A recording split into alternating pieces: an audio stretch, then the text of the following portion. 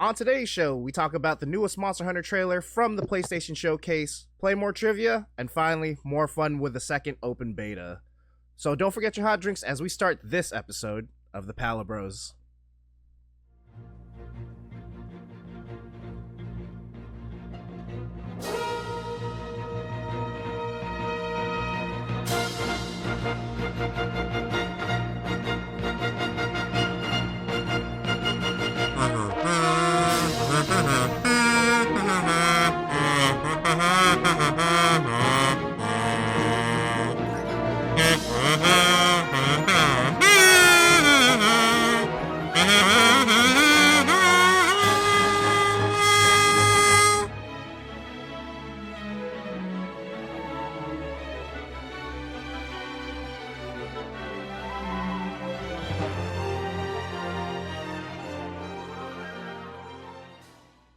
What's up, everybody, and welcome to episode 3 of the Palibros, a podcast where a group of friends get together to talk about anything and everything Monster Hunter.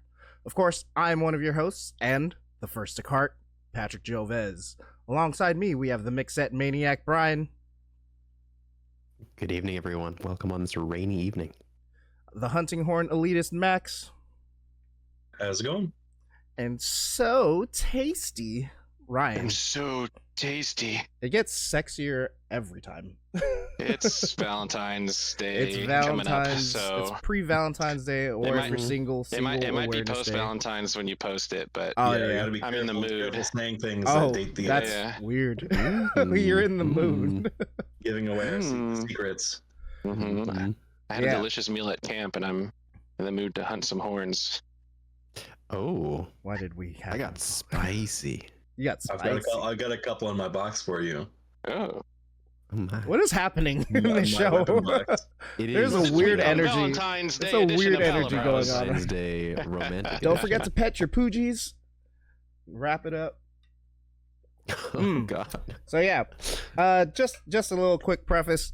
We are having a crazy kind of rainstorm thing going on down here in the East Bay. So at one point or some point, all of us or maybe one of us might just cut out, or it's probably gonna be Brian. It might be due to the rain, might be due to the fact that he has AT&T fiber. Or Uverse. Only. Was it Uverse? Only where Uverse Back- broadband. No, yeah. it's Comcast. It's You need awful. to change your NAT and- type to 2. Whatever Gotta that get the- means. Mm-hmm. But yeah. Direct connection. That's your impression of what's going on. That's pretty I'm much upset what's going that on. I'm upset I missed my chance to make a pig in a blanket joke, double entendre after year. Would you wrap it up? Oh, dang it! It came a little late. We start from the I top. know. No. There's a saying in French for that. I'm not gonna dare pronounce it because I'll butcher the shit out of it. But you know, All of our French viewers are gonna come down. Oh, on yeah. the this. spirit. All The spirit of the 12 stairwell them. is what it translates to. It's you think of something really funny after the fact. You like as you're leaving, you're like, could have said that. But yeah, how's everyone's Stairwell. week going? Anything new going on? Pretty good. I'm excited to kind of see. We're starting to get a feel for what post-launch content's going to be like.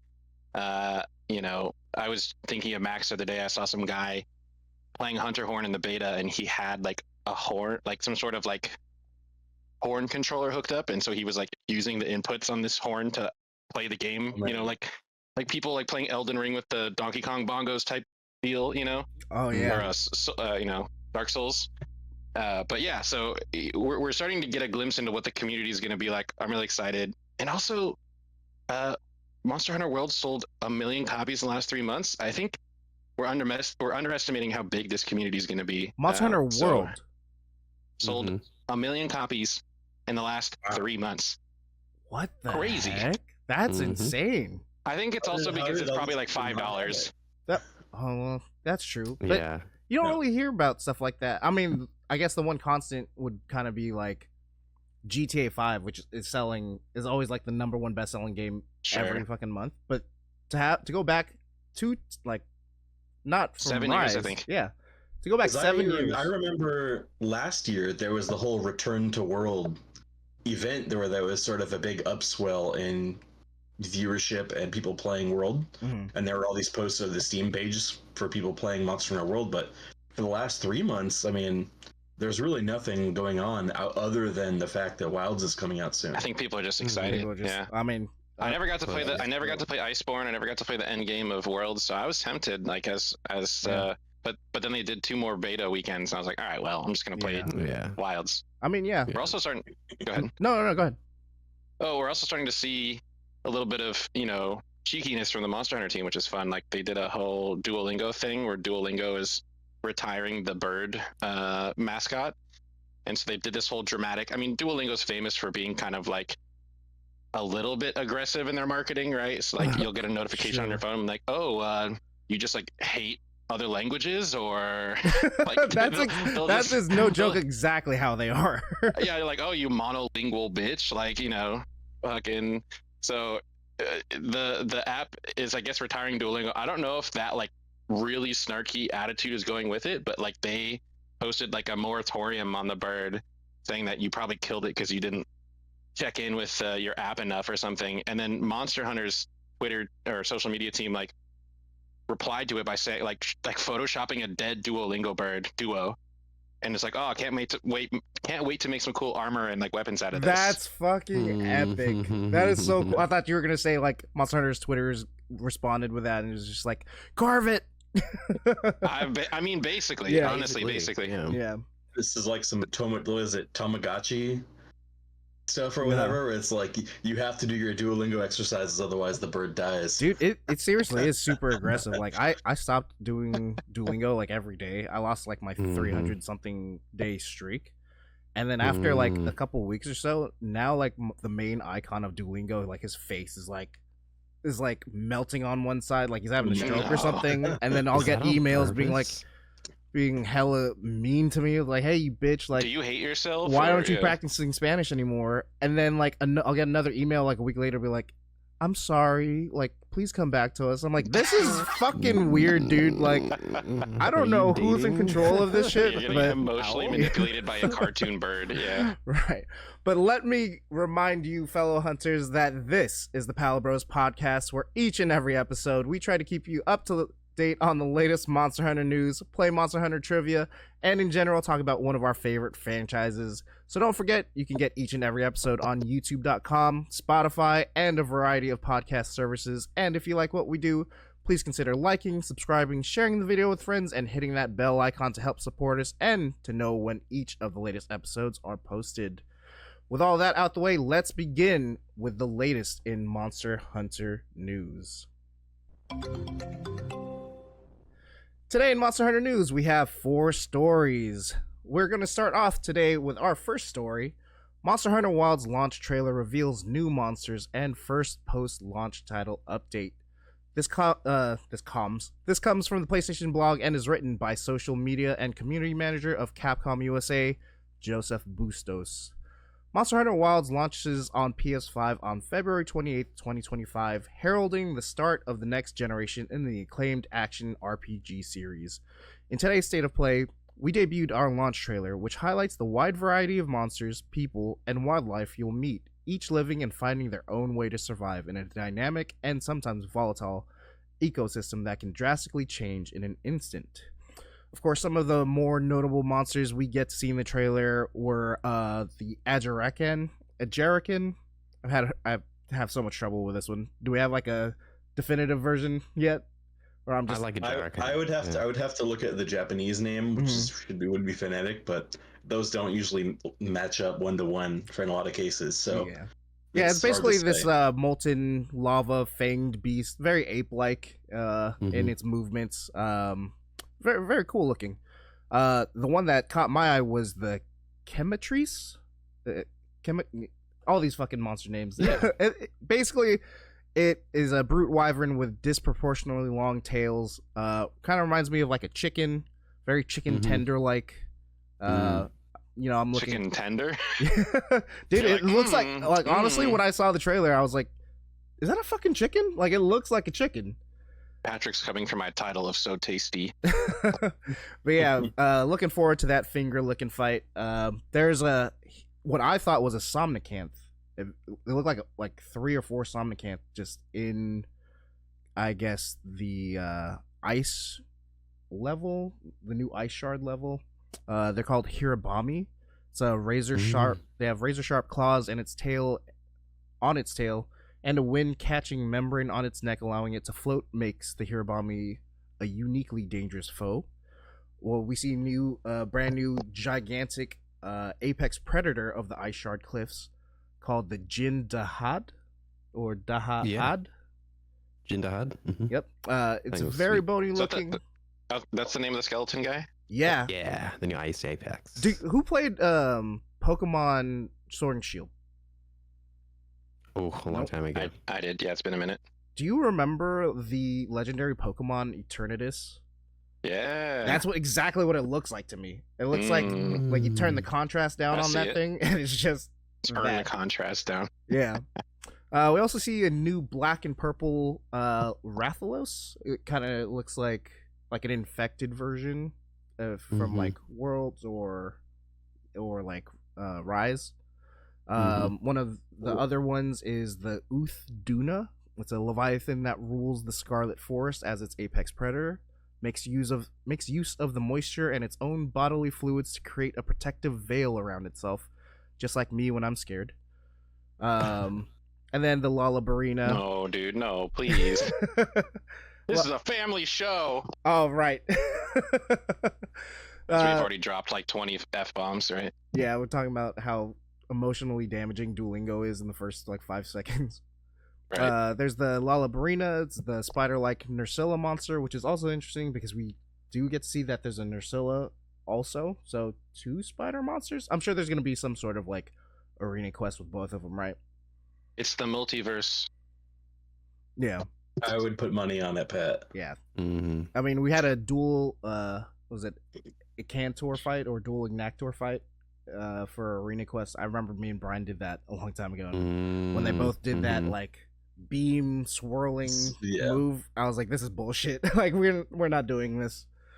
That's when you get your lance out and you do your 360 block. Yeah, you would just spin around circles and hope for the best. Mm-hmm. Of course, some of the returning monsters include the Gormagala, the Nursilla, like we spoke of, the Gypsaros, the Raytheon, Kungalala, right? Yun Kutku, and that damn Gravios is back. So yeah. Did any of you guys see the trailer? Yeah. Yes. Looked really good. Yeah, it's Impressive. definitely hyped me up for the release date. No. Yeah, and then when the theme song kicks in, please remind me of the name. Proof of a Hero. Proof of a Hero. Yeah. Oh man, when that kicks in, it's just like all the feels come out. That reminds me, So good. you guys need to check out that second video for our intro now. I've retired Ryan, so no more scatting from you. No. Fine. I'll just go hang out at a jazz club where they'll appreciate me. But yeah. The trailer has me hyped as hell, man. Like, I had the biggest shit-eating grin on my face. I was like, and after the trailer ended, I just thought to myself, like, man, I didn't realize how excited I was for this. You know, I maybe it's doing this project, but I was really like enthralled by it, and just all of the kind of homages. Like, you can tell that they're playing to their fan base as well. Like, all of the deep cut monsters, and Gormagala, Yunkaku, you know, just seeing all of these classics, and then obviously Rathian being the icon, and seeing this like, corrupted version of it. It's like, whoa, what does it mean? Yeah. So, and of course, as Brian said, Proof of a Hero coming in. It's nice to see. I mean, it was a 4-minute trailer and it just flew by. It was just absolutely stellar. Yeah. Yeah, and all definitely. the weapon showcasing too, just doing some of the coolest moves for every single one. I mean, how can you not be hyped for that? Yeah, right now is definitely the time to get into this franchise if you haven't played Monster Hunter before. I literally today was trying to convince someone. Oh yeah. I was trying to convince someone today. I was like, they're like, oh, I'm really into free games. I'm like, the beta's out right now. They're like, oh, well, I'm leaving next week. I was like, all right, well, I offered, but it's tough. It's a tough game to get people who don't know what it is fully to get into it. It's just like such a high learning curve. Like they've made the game so much more accessible, so much harder to get someone to play, Freedom or Freedom Unite 2 or something versus Rise or Wilds, but Definitely. it's still I was strangely enough compared it to Helldivers. I was like, it's co-op PvE, but instead of you shooting bugs with your friends, it's you slashing like dragons and dinosaurs with your friends. Yeah. Mm-hmm. Oh, yeah. That's a really good comparison. It's a little bit harder to pick up. It's about as broad as I could go. Yeah. For someone who has no idea what the game is. That is good. That is a good sales pitch, though. Yeah, it's like, how else do you like pitch it to someone who has like basically no idea what it is? Yeah, and you're also It's it also helps that you're like, it's free. It's totally free with one easy payment of $59.99. Well, it's free for the next 2 weeks, and they're traveling right now. So it's like, all right, well, could have been free for you if you wanted to give it a chance right now. It's also like, it's such a hard game. Like the game rewards you so much for sinking as much time into it as you possibly can. So it's it's tough. It's a tough sell for someone who's like may only ever put 15 hours at most into it, because like the game really gets good at 20, 30, 50, 60 hours when and it doesn't even feel like you put in that time either. There's been some armor leaks for some of the main monsters that I'm very excited about, that I will not share or spoiler, but I was like, wow, that cannot wait to rock that thing, dude. Like, that looks so cool. Like, but you only get that armor set for playing 20 hours, 30 hours, Mm-hmm. Yeah. Yeah, is there any of the monsters that you guys seen from the trailer that interest you? I am kind of interested in that Rathalos. I wonder if that purple glow has anything to do with the frenzy virus. Mm-hmm. Yeah, that's exactly what I was thinking. We know that Gormagala is in the game, and so I mean, as I'm simultaneously someone who does not care about the story at all in these games, and I'm also interested in that Rathalos. I mean, I wonder how that's going to play in, if that's connected at all, because the whole story of Monster Hunter 4 was just like the frenzy virus taking over the ecosystem, and then the Gormagala turning into Shigaru Magala. And is Shigaru Magala going to be in the game? What's going on with that? Right. I have no idea. Chaotic gore. Yeah. Who knows? I know there's people talking and speculating as well. The Arkveld monster seems to have some sort of powered up state as well. Maybe that's a new type of virus or infliction that it can cause on certain monsters. Yeah, I think we see in a bit of the trailer, you see it picking up like a monster in its hand and kind of like turning towards the camera as well. So very exciting to see it. I wonder if it's going to be some form of like elemental ability, if it's got, some unique traits that has changed, or if it's just going to be like a super apex, hard to kill monster. So excited. There's definitely some sort of ecological, biological through line that they're trying to weave. And Max was saying too, he's not a big fan of the stories, but Monster Hunter's never been about the story, so it's interesting that this one seems pretty heavy on the story. It'll be potentially a unique experience even for veterans. Yeah. I mean, it's ever since World, I think, is when they really went hard on the story with World, with like the forced cutscenes. You can't join other people's games unless you've already watched the story cutscenes yourself. Like, they really went in on the story for World, and I think to a lesser extent in Rise, but there was something of a story, even if it was looser. So this is more in the direction of Monster Hunter World, where there's like a set story that you're following from start to end. It's not just a random NPC with a red bubble for an urgent quest. Hey, the monsters are attacking. Go get them. God, yeah. And that's it. That's enough for me, but not for everyone, I guess. Yeah, and they knew what they had with Monster Hunter Worlds. Is it still their best-selling title? World? Yeah. I don't know off the top of my head, but considering they sold 1 million copies, I believe prior December. to that, I believe prior to that it was RE5, but Monster Hunter World, that shit blew up. So it kind of makes sense that they want to kind of mimic that same formula for their upcoming title. Moving on to our second story, Monster Hunter Wilds collabs with pet goods brand Besties. This news comes way of, sorry, I'm going to butcher this here, Saganac.com.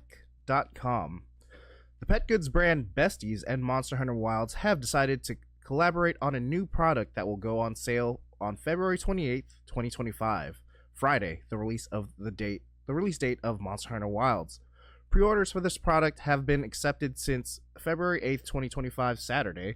This collaboration was realized because Karina, the producer of Besties, is a fan of the Monhun series and is a collaboration that pet owners will find irresistible.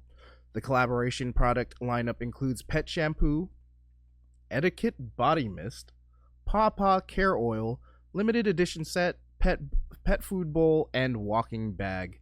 All are packaged in special editions inspired by the world of Monster Hunter Wilds.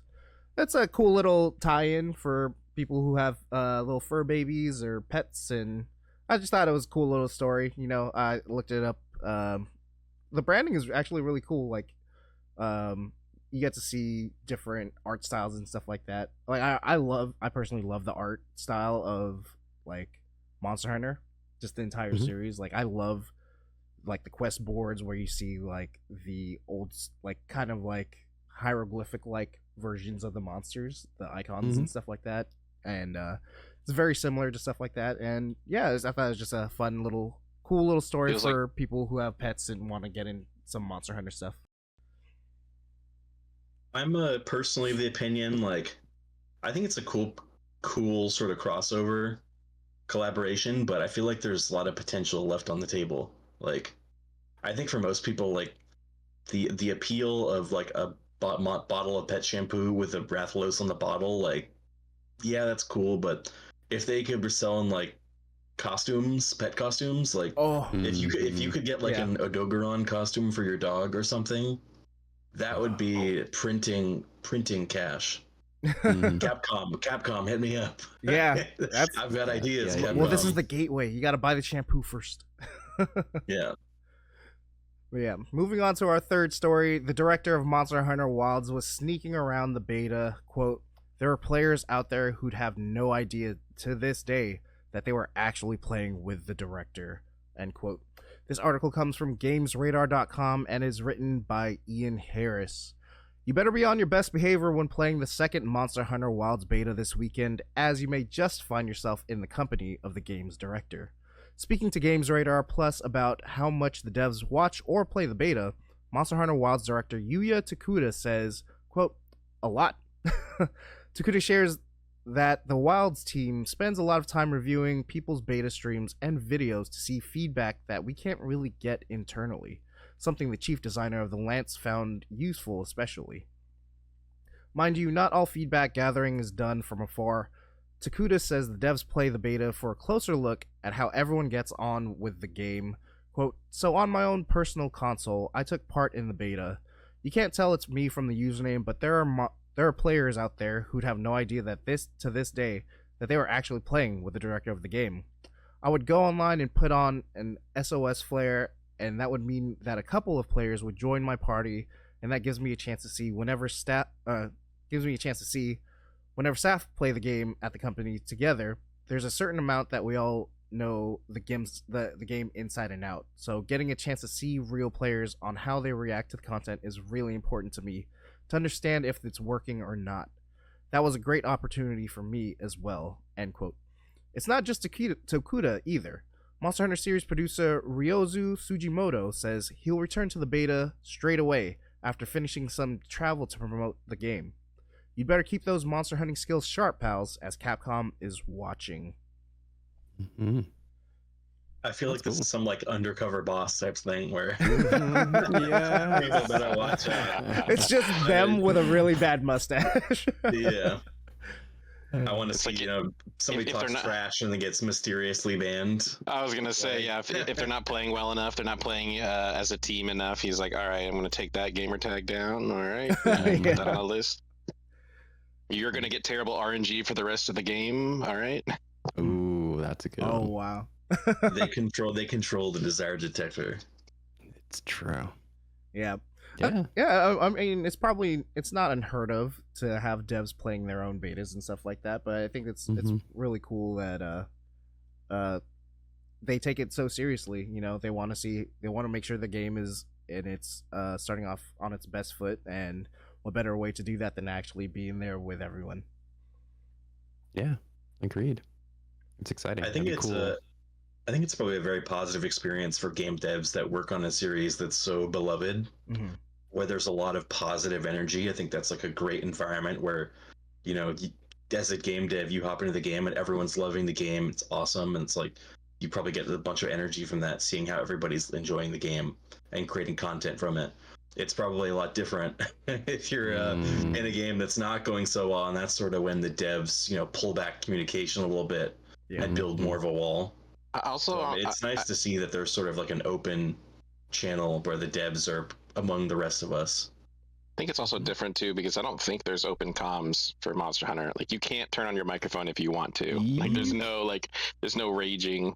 There is, I believe. Is there? Right? I don't know. Yeah, there is. I feel like I've only. I've never. It. I guess that's my own experience bleeding through, but I've never hopped on a Rise lobby, responded to a SOS player, and just had some guy screaming in my ear because I wasn't. I'm pretty sure I just turned it off, like the feature, and then I never interact with that. I just go to SOS flares and then hop in their games and then just go straight up to them and do the shadow boxing gesture. until they kick me out. Yeah. See, Ryan, the reason you couldn't get chat working is you forgot to purchase the Wii Speak module for your PlayStation 5. Oh, the Wii Speak. Speak. Since try. I'm so dumb. I bought that too when we tried to get back into most it. of us did. It was the only way, and that thing, it didn't matter how close or how far that speaker was from you. That shit sounded bad regardless, but it worked. Can't believe I spent $25 at Meadows Video for that. Yeah, something cheap. Well, moving on to I'm sorry, go ahead. Oh no, it's good. I was going to mention that it's very nice to imagine if there's going to be some cool footage, if any of the devs share some special highlights or things that they noticed. Yeah, do a little compilation. That'd be really cool. Someone gets into a lobby where it's literally every single person is a dev. Like that wasn't supposed to happen. And like it makes me think of the scene in The Matrix where he's walking by and he sees the girl in the red dress and he goes, "Oh, you like her, right?" And he's like, "What? No." And turn around and everyone's like Agent Smith or something. All of them. Like moving on to our last story, Monster Hunter Wilds updates its system requirements on PC. This comes from Fire of Frost, badass name, over there at dlcompare.com. Capcom was visibly concerned about the complaints received after the first Monster Hunter Wilds open beta. A major number of complaints from players who participated in the event were aimed at the system requirements to play the game on PC, which were considered quite steep by a majority of players. The developer and publisher promised that it would work hard to make the upcoming game more accessible to PC players while showing a video showcasing how good the game looked on PlayStation 5. Since then, the big community of PC players that eagerly waits for the game's release has been waiting for news, and these finally have arrived. The system requirements to play Monster Hunter Wilds on PC have been lowered significantly. The recommended settings have been lowered down from the previous ones to the following: resolution at 1080p Full HD, frame rate 60 FPS with frame generation enabled, operating system Windows 10 and Windows 11 64-bit required, processor Intel Core i5-10400, Intel Core i3-12100. I don't know if I'm saying these numbers right. Easiest one, or AMD Ryzen 5 3600. Memory 16 gigabytes. Graphics GeForce RTX 2060 Super (VRAM 8 gigabytes). Radeon RX 6600 with VRAM 8 gigabytes. And then last bullet point is two more. VRAM 8 gigabytes or more are required. Storage 75 gigabytes of SSD. Note, SSD required. This game is expected to run at 1080p upscaled at 60 FPS with frame generation enabled under the medium graphics setting. Direct storage supported. So I would like to take the moment to ask Ryan what he thinks about this. Yes. What do you think? Being the PlayStation 5 guy. It sounded like a whole bunch of mumbled garbage to you, I'm sure. No, okay. All right. Hey, It's I couldn't even read it. All right, like it's not like I don't know about computers. I have a computer. I just don't game on it. yeah. It's not like I'm like graphics card 590. What is all the math? Intel, you know. Hey, I can't even read these fucking numbers. I resent that. I choose to be a console gamer, and I'm so serious about that.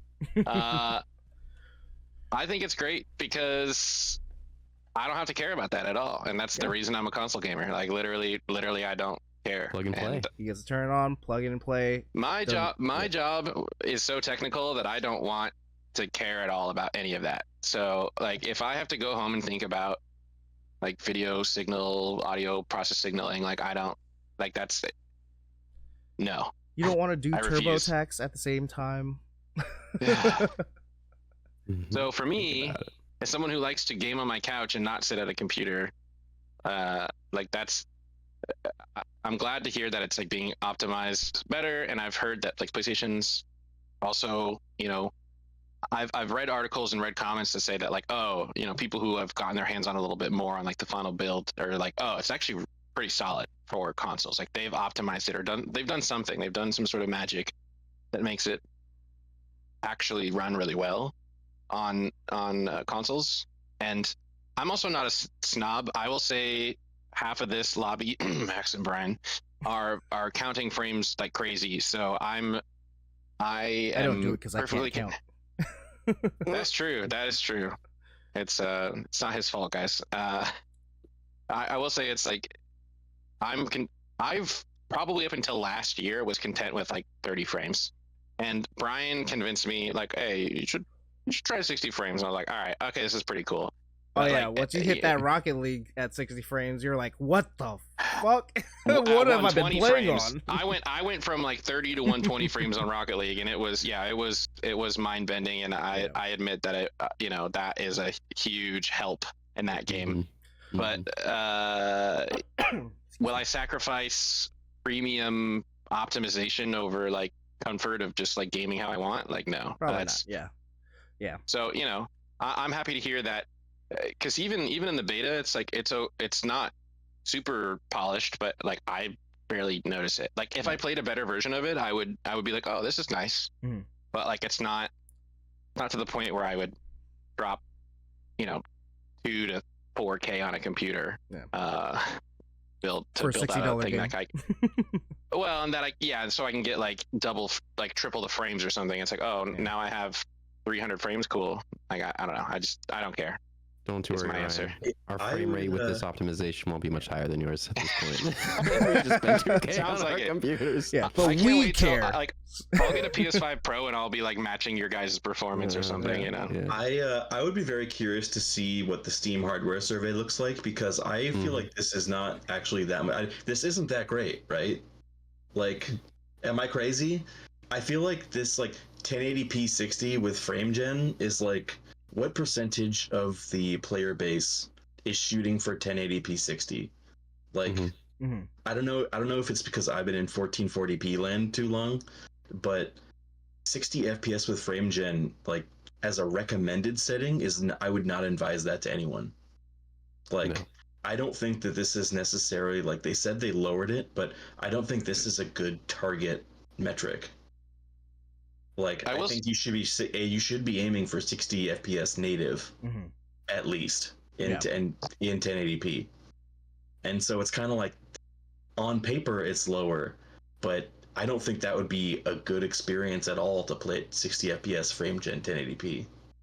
I mean, depending on who you ask, maybe that's just a me issue, because my expectations and sort of my normal play is at a higher performance than that, or on for my computer. But I don't know, I look at this and it doesn't scream like mega optimized, not because it's not necessarily optimized, but it's like, I don't know, the addition of frame gen into the expectation of frame gen into the recommended system settings, I think is really obfuscating just how optimized it actually is.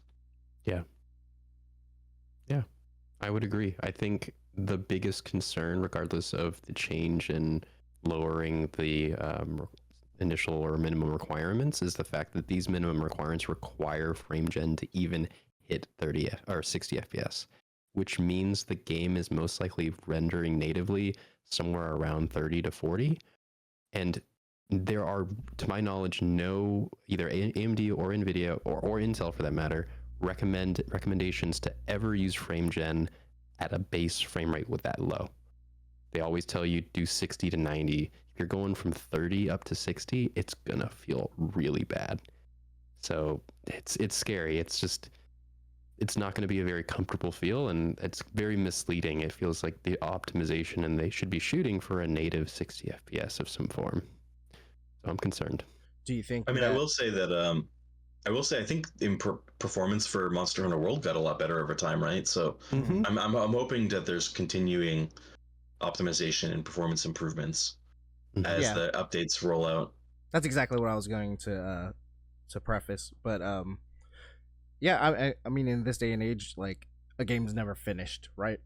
So just because it releases with these system requirements doesn't mean that they can't improve it over time, which, you know, it's basically every game releases with a day one patch nowadays. So yep, it's a little alarming, but I must say that I've had a couple crashes here and there, and you know, looking up you know, required system settings and stuff like that, and kind of tweaking some stuff to make it optimize better.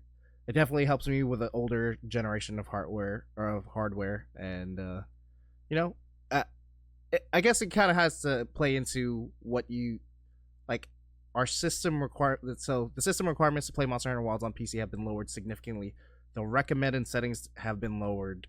So recommended settings is like, do you count recommended settings as like the bare minimum for you to play the game, or is this there's technically a minimum requirement, and so to me that recommended requirement is basically the minimum.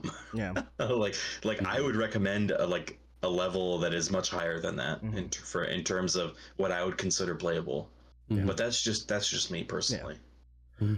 Well, we'll see how it runs at launch, of course, and I'm sure it's gonna get optimized further from there. But yeah. I guess I missed a part of this. As you can notice, they are significantly less demanding, and more players will be able to enjoy an optimal experience on PC when the game is released. It's also interesting to see the storage space needed for the game almost cut in half out of the blue, and we can't stop wondering how they managed to optimize it to such an extent. You can even test how well the game will perform on your PC specifically, as Capcom has released a benchmark tool. You can download and install it to figure out what your PC is capable of handling the game, and what kind of performance you can expect to get out of your current setup. Have you guys tried that at all? Yeah. Yeah. Do you guys remember any scores you got? Yeah. Took 500 screenshots. 500. 500 flat. Just literally the description. Yeah. What the hell? Yeah, I had a couple results that I ended up taking. I was able to get some decent scores for my combination, and what I noticed that I was mentioning to Max about was it seems like the ray traced setting doesn't seem to do much in regards to performance differences.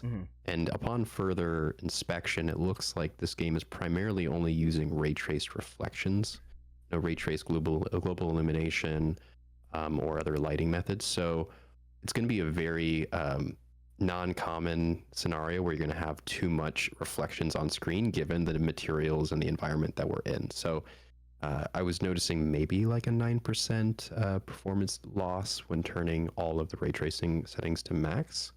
But it is a bummer because it would have been really cool to see some more ray trace lighting implementations, because they've done it with help me here, on Capcom's previous game, the other open world RPG on the RE engine, Monster Hunter Rise. Dragon's Dogma 2. Nailed it, Ryan.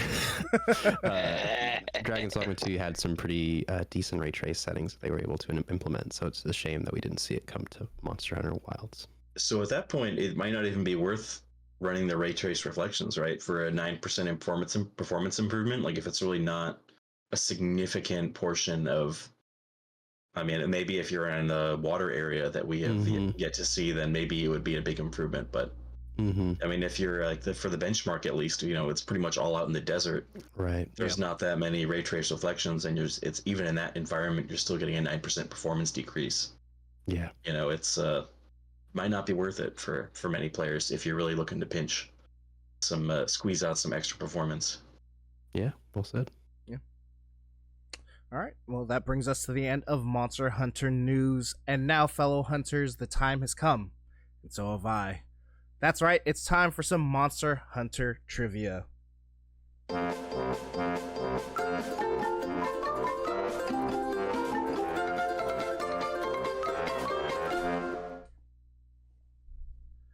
On this episode of the Palibros, we're going to be playing AKA Alias Showdown. In this game, each of our contestants will try to guess the monster based on the monster's alias, as it is written in the Monster Hunter wiki. If the monster has 2 aliases, both will be provided. This game will last 4 rounds, and each contestant will be given 10 to 15 seconds to write down what they think the monster is. Then we'll go over each of their answers and assign the points accordingly. Is everyone clear with the rules? Yes, sir. Yes. All right. Uh-huh. Yeah. Where did Kermit come in? Uh-huh. Uh-huh. All right, let's begin round 1 of AKA Alias Showdown. Round 1 for 10 points. We are given the 2 aliases of Fire Wyvern and King of the Skies. That gives it away. Yeah, it's a 10-point answer, so nothing too crazy.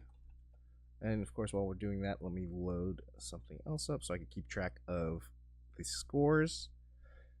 And okay, pencils up and panties down. Let's go ahead and oh, that's why my phone's going off. I forgot Ryan has to text it. So let's reveal our answers. What do we have? Rathalos. Yep. Ooh, I like this. Rathalos, but written in poor handwriting. I was gonna say a little extra, maybe hit a little dragon in the A there. Or some... I had a small A, and I was like, no, that's not big enough to be legible, so I do a larger A over it. Oh, we count penmanship, so I'm gonna take half a point off. No. Yep. Max at 9.5 points. that's how he lost it. Yep, and my all namesake. 3 contestants go ahead and sweep that round. That is, in fact, Rathalos, King of the Skies. I want to start you guys off with something easy, just in case we weren't too clear on the instructions, but it seems like we kind of got it now. So let's go ahead and start with round 2. For 30 points, we have 2 aliases. The first is Water Beast, and the second is Main Contender. Main spelled M-A-N-E. Okay. That helps a lot more. As we wait for the contestants to write down their answers, let me remind you that this is the Palibro podcast. You get each and every episode on youtube.com and Spotify and a various variety of other podcast services. Thank you guys so much for watching. Hope you enjoy the show. All right, pencils up. What did we get? What did we get? That was a throwback. I'm hoping Maine was referring to a sponge of some form. Ooh. A little sponge. Sponge bath action. Royal Ludroth. So we got Royal Ludroth on Max and Brian's, and as you can guess, Ryan's starts with Lagacris. I was hoping he was about Lagambi. I think I think you got kind of mixed up with the Water Beast, huh? That one kind of took you. Well, and then you made some sort of main. You said like you really emphasized the main thing. I'm like, is it a fucking horse? Like, there's no horses in Monster Hunter. Mm-hmm. That's right. And then Kieran Brian's is like, not a horse, it's a dragon. sponge, like SpongeBob. I'm like, okay, now you've completely lost me. All right, so Yeah. Okay. Royal Ludroth had that sponge. Okay, yeah, I know what a Royal Ludroth is. I just didn't think of it. Okay, smart guy. Really rub it in really quick. So Max and Brian go ahead and get the 30 points from round 2. I'll take this over. Max at 9.5 in the first round is really going to bite him later. I guess we're sticking to that, huh? It's canon now. All right, round 3 for 50 points. This is the one you want, guys. We got one alias of Explosive Hammer Wyvern. Ooh, sounds like our boy. Ooh, no facial expressions from Max. I was waiting for him to either pop off or... I think Brian might have got it. He seems very confident. I felt pretty confident with that one. It's the monster I hope it is. It's one I really like to fight. All right, pencils up. Ryan, I'm gonna need a last. I need you to lock it in. You just can't. I'm getting a million texts. Like if I text him 10 answers, one of them's gonna be right. All right, for round 3 for 50 points, Explosive Hammer Wyvern, aka Alias Showdown. Mm-hmm. We actually have. Oh, wait! You guys reveal your answers. What the fuck? I went with all the single ladies. No dancer. freaking way! That's so funny. So what did you guys write? Brachydios. And Ryan also said, no way, Brachydios. And then he changed it to Valtrax, ? And when I asked him to lock it in, he went with Val. That, ooh. How you guys feeling on this one? Nah, just, I'm not destined to win this. You can just... Oh no! Also, I said Brachydios like in the first episode, so it feels like a gimme to me. So it's destiny that I don't get it. Well, it turns out that all 3 of our contestants are wrong. Do we have any second guesses, really quick, before I reveal it? Valtrax. Ooh. Explosive Hammer Wyvern. Explosive Hammer. I could give you guys the second alias, but it'll like our own second alias, but you will get it immediately. Yeah, we're not getting any points at this point, no, so you can go ahead and give us a second alias. All right, our alias that we came up with was the Jay Leno. Uragan. Oh. There's nothing about Uragan that makes me think hammer. I mean, because the Brachydios, when you break its arms, it gives you like brack pounders or something, or it might even be hammer for like the low rank version. Yeah. So that's the whole thing. That's tricksy. Yeah, that's a good one. Tricky. That was a good 50 pointer. Yeah. All right. No one gets points on that round. The 50-point round 3 stumped them, and going into our final round 4 for 20 points. We have 2 aliases, aka Shadow Upon the Tempest, and the second one, which is the primary alias, Steel Dragon. Go ahead and write your answers, contestants, and we shall see who gets the last 20 points for aka Alias Showdown. Go ahead, pencils up. Ryan, just waiting on your answer. The storm has made my connection poor. It was Ryan the whole time, not Brian that had the issue. Someone forgot to pay their Comcast bill.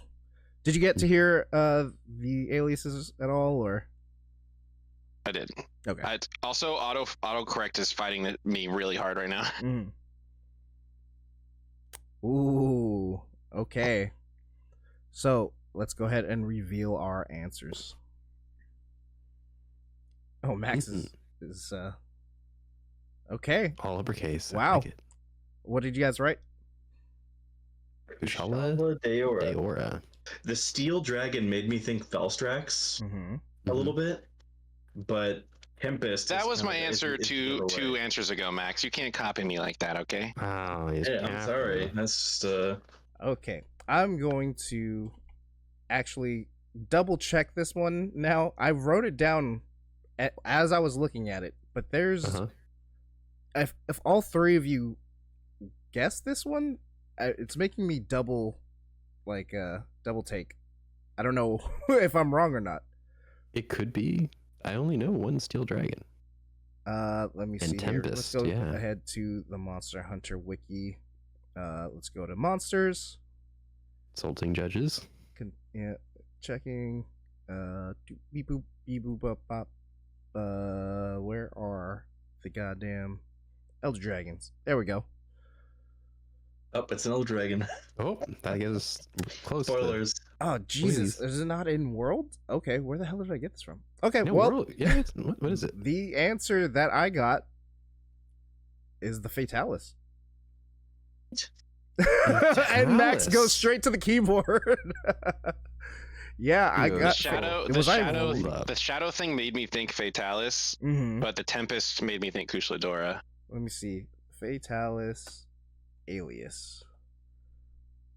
Monster. Here's a post on Reddit titled "Shadow Upon the Tempest," and it's a picture of a Kushala Okay, that was Hey, you have to give me a break. I have ADHD. I had like 6 tabs open. We'll go ahead and give everyone the 20 points. Peer pressure. Peer pressure gets you everywhere, folks. Also, I just want to mention that like this was a throwaway answer in the first episode for me, so it just seems like I have a very shallow roster of monsters. If you're paying attention to my choices.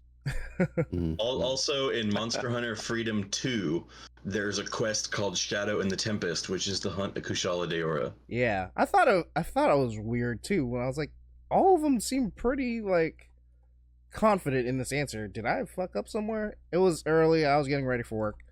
Yada. Find a quest name for Brachydios called Explosive Hammer. No, that one's not wrong. Fuck you. It can be changed. Cite your sources, bro. Yeah. All right, that brings us to the end of Monster Hunter Trivia. Let's recap the scores. In last place, with a total of 100 points, we have Ryguy. In second place, gaining 60 more points with this round of Monster Hunter Trivia, and for a total of 160 points, we have Brian.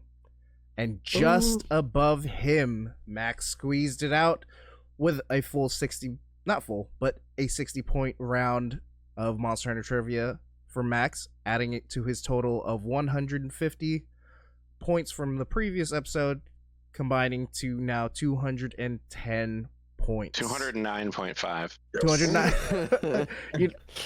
You're getting real close. I'm at a half point, okay, Pat? I'm gonna. God damn. Yeah, you can't have 2 A's in Arathlos. He's right. It was written over each other. 209.5, and we'll get Brian 160. Wait, yeah, that's 25? not even close. My math is wrong. Changes nothing. Everything's wrong. This episode is a wash. But of course, who knows? That 0.5 points come back to bite me. Mm-hmm. It very well might. I got a tip of the hat, which isn't even point value, so I don't even know what that's. What the no one knows what the tip of the hat is. I don't know what the trade value is on that. What the market says tip of hats are worth. Mm-hmm. It's worthless. It's so yeah. Damn. Well, I was hoping to trade it in for a new graphics card. Congrats to Max on the win today. He has been just steamrolling these guys, but who knows?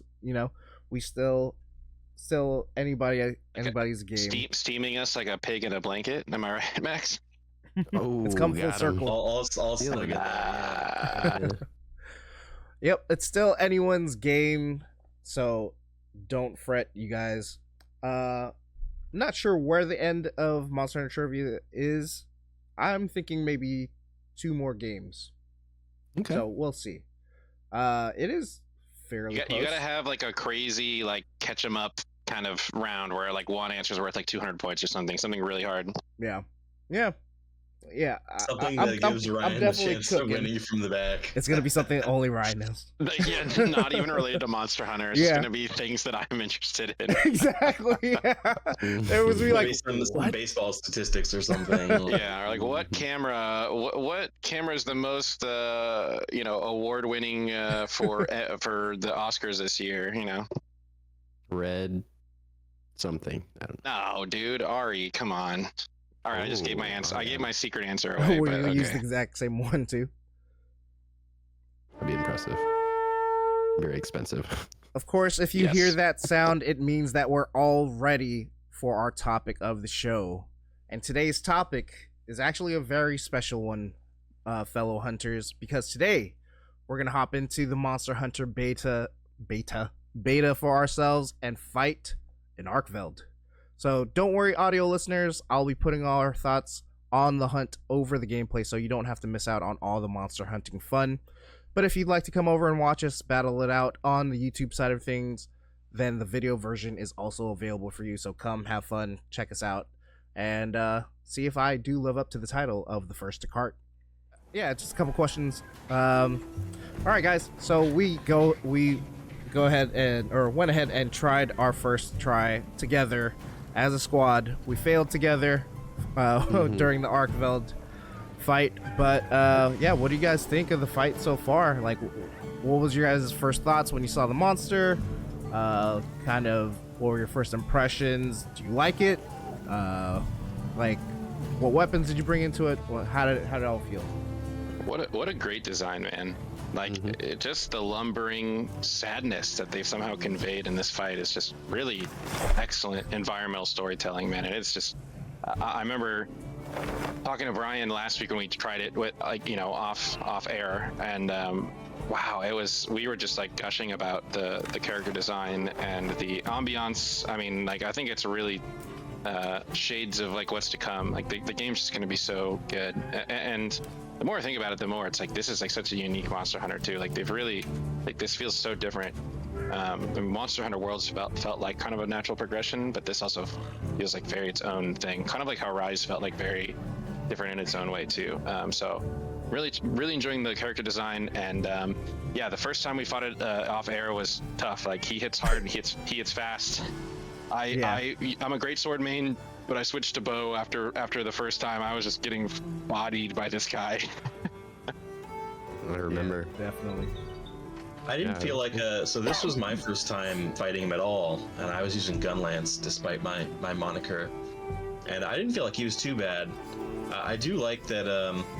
I feel like the series has come a long way in terms of striking a balance between giant explosions and also precise hitboxes. Yeah. Because there's a lot of both of those in this fight.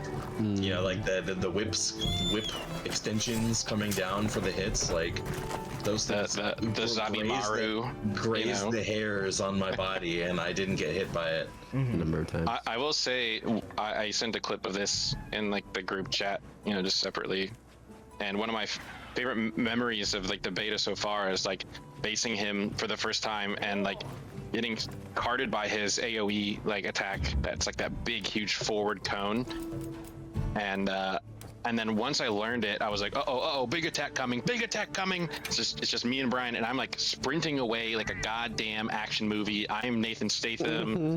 I am like, I am an action hero just running away from an explosion. And it just felt so cool. I like the grace that the frames are giving you now, because it used to be that like the toenail of the Rathian like touched your butt and you died. So it feels like they've made things look really cool, but also not too punishing. So it feels very fun, and I think that's the most important part. Yeah. I will say with the monster we're fighting, the Arkveld, I got some major Pacific Rim vibes, like some of the monsters that you see there. Oh, Like, that's interesting. Yeah. really cool, just like the face and how gruesome it looks, and love the whip chain kind of motif that it's got going. If you see a lot of the in the benchmark when you're compiling shaders, I know Max, Pat, you saw this. He did a really cool art piece, kind of background art for Arkveld with like the kind of chains coming off of it. I think that's going to be a really, really neat theme. and I hope that plays more into its weapon and armor design as well. The sound design, I think you were talking about that, Ryan, a little bit earlier, or back when we first played. It sounds like some sort of, I don't know what it is, just an animal, but just not right. And it sounds so good though at the same time. It sounds like I guess, kind of like a bagpipe that's been stabbed. Yeah. You're like, ooh. Yeah, oh no, go ahead. Yeah, I was gonna say like almost like a cow slash like, I don't know, some weird mammal, but yeah, it's some sort of like livestock fawn kind of thing that's like dying almost, and that makes it sad. But then it turns around and just like punches you in the fucking face with its chain arms and its explosions, and you're like, all right, I don't feel so bad anymore. I said call a hospital, but not for me. Why do I hear boss music? Right. Yeah, I mean, for me initially, the thing I love about Monster Hunter is it is like what is kind of grown into, at least visually, is it's become set piece the game, like set piece the boss. You know, like when you first start the fight that you guys are going to see it here. This thing it's like sitting in the desert in the dark, and it's just lightning all around it. And then it starts having all these particle effects when it starts screaming, and like all like Brian was saying, like the kind of whip-like effect that it has. It kind of reminds me of like a mix between like 3 different monsters. Kind of reminds me of a Barioth with like its forearms and stuff like that. And then, like they're not egg sacs, but it kind of reminds me of egg sacs, like the basil juice or basil geese. And then just the fact that it like explodes often reminds me of the Brachydios. So it feels like they've taken notes from like past monsters and kind of combined it into one. And I think the presentation wise, Monster Hunter's on like a completely new level. Like this stuff is like, this is the things that I feel like I would be playing in my head when I go back to play like Freedom Unite and be like, oh, this is exactly what I felt like playing it. But we go back to it now and we're like, oh, this is nowhere as cinematic as it was before. Right. So yeah, I think they at an atmosphere and presentation basis. Also, at least for the first run through that we played. Just the character design, the ultra naturalistic kind of biological vibe that they've gone for on this. Arkveld is like a really great marrying of those two ideologies of design, of like big cool dragon meets spooky kind of wretched monster, right? Like you look at the Max, help me out here, the gooey boy. We talked about it last time. Oh, the nasty Rumpumpolo. So like that to me feels like the like nth degree of that design philosophy, and then this feels like a really great kind of sweet spot of like it's a Rathalos, but it's like sad and lumbering, and like, and you just like feel like this very kind of creepy. The game's creepy. Like it's the creepiest Monster Hunter by far. You know, there's nothing else to be said about it, but it's so refreshing for people who are really invested in this game, but it's also interesting for people who have maybe never played this game. Yeah. So what you're saying is not buying any chibi stuffed animals of a lot of these monsters.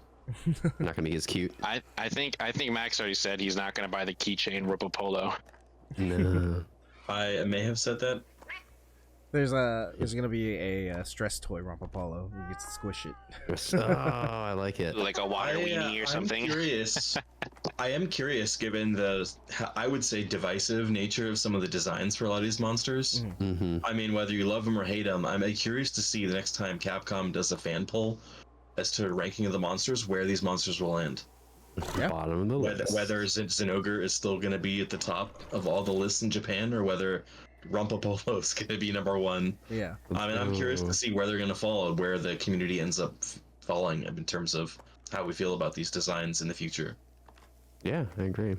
Maybe they'll for a future episode we'll have they'll consider looking at the Palibros top 10 Monster Hunter designs. That would be a difficult one. Yeah. Somebody's got to have Queen Vespoid on their list. Oh yeah. What did you guys feel about the fight, by the way? I mean, me and Brian are slightly familiar with like the overall kind of patterns at this point, and know when we're about to get absolutely destroyed, possibly carded. Matt, I know Max. I know this is your first time. Pat, was this your first time? This with is Arkveld? this is actually my second time. I tried soloing it because I know this is when you guys hear this recording, this is the second beta, the second week of the beta. We didn't get much time to play together in the first, so this is why it was kind of important that we got on at least before the beta period ended. I did the first one. I tried it twice, carded out twice, but it was fun. I was getting used to it by myself.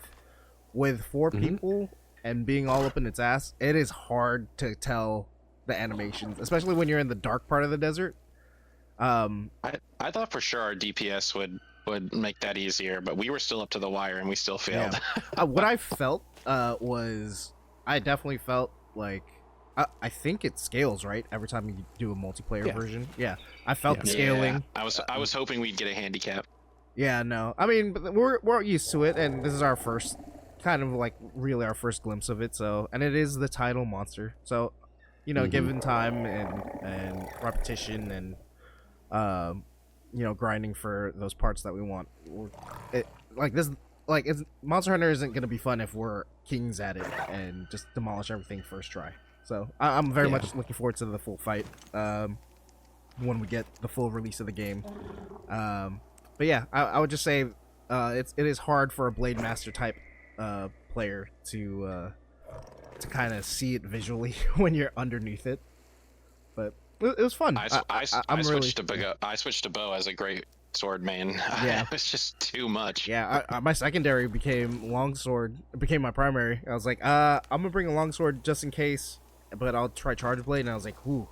I was starting to get used to it for longsword when I was soloing it, and then when I tried charge blade, I was like, I do not have the rhythm down at all yet to do a charge blade run of this. Yeah. I felt the same way with greatsword, where it's just like, I know I can eventually, wreck this thing with my main weapon, but it's just too new. There's too much nuance and like mastery yet to be had. Yeah. So, I'm excited to get there. I mean, it's also like, Brian and I fought it twice before this and kind of got the rhythm down. Or like, oh, he goes outside the cauldron and then ends in the cauldron. And so when he went down into the crystal caverns at the bottom of the map, we're like, oh shit, like, is this like a new, like, is he not dead? He's like, you asked us like, how close were you? I was like, well, I don't know, like, he's never gone down here before. Yeah, that was tough. Or it was such a small space, and like he already does like huge AoE attacks, so it felt even more cramped. I had 60-70% health too, and I was like, man, anytime he hits me hard, I got like 10% health left. Like, I need to be healing. I need to heal up, and like I was punished for it, Yeah. So like, you know what it was? We were the bad guys in that old boy fight scene. Like, he was old boy, and we were just getting fucking owned. Yep. Yeah. Basically. Yeah. That's it. Definitely looking forward to it. For me, like, as a lance main, I am just severely begging for some guard skills, because I was trying to block some of those attacks, and I think I even was telling you guys, like, yeah, I just blocked that, and I almost died. So most of the damage still goes through without any guard skills, and it does really take away from the lance being able to stick to that aggression and keep attacking, because I have to, heal on chip damage. Yeah. So I look forward to you literally said that as I was just swinging away, and I didn't even get touched. I was like under its crotch. And you're like, oh, I blocked the entire thing, and I'm still hurting. Help me. From the outside looking in, you looked invincible. Like, you're just underneath. I bet it looked cool as shit. Well, I tried to do the same technique with the sword, and with the great sword, and I was just getting destroyed, dude. Yeah. Like, you can block attacks with it, but I just didn't have the rhythm down, and I was just missing half my shots. You need to be on. Like, the thing is with the beta, like, they only give you 20 minutes. Like, you could kill this guy easily in 50, but like, they want to make it hard as hell, because they don't want to take away one of the better, like, probably going to be one of the better fights in the game. Yeah. So like, this is them just like teasing. Do you guys think we'll be able to hop on at another point before the beta ends on the 16th? I think so. We have till Tuesday now, right? Maybe Monday or Tuesday, but not this weekend for me. Yeah, not this weekend. Okay, we might have to 3-piece it then. and tell Ryan all about it. But yeah, I'm gonna be very curious how player scaling is done in this game, because I know like in World, for example, that 3 players was actually detrimental, I believe. Really? Because there was the HP increase there was an increase going to 2 players, and then it was the same HP basically from like 3 to 4, I believe. So it was kind of wacky. So see, but the thing if you're not you get it down, I'm sure you can get it done with 3 though. But you're not taking into It's not account, Max, impossible. that we're the Palibros. Yes, that's right. We get like plus 400. Did you really? But yeah, yeah. That's our theme, right? I think we'll meet up again at some point and see if we get our revenge before the beta ends. But yeah, I would like to know what you guys think of the Arkveld fight, as well as your overall impressions of the beta. And you know, like, we're so close to the full release, guys. It's almost there. It is so tasty. You know, we're almost all petting our poogies. And yeah, so thank you guys again for watching. I hope you guys enjoyed it, and we'll see you next time. That brings us to the end of this episode of the Palibros. Brian, Max, and Ryan, thank you guys so much for coming through for another episode of the podcast. And of course, I want to thank you, fellow hunters, for watching this episode of the Palibros. So don't forget, if you enjoyed this episode and want to keep up with us, you can hit that subscribe button on YouTube, or you can follow us on Spotify or on a variety of other podcast services. Again, thank you so much for watching. We hope you enjoyed the show, and until next time, happy hunting. Bye.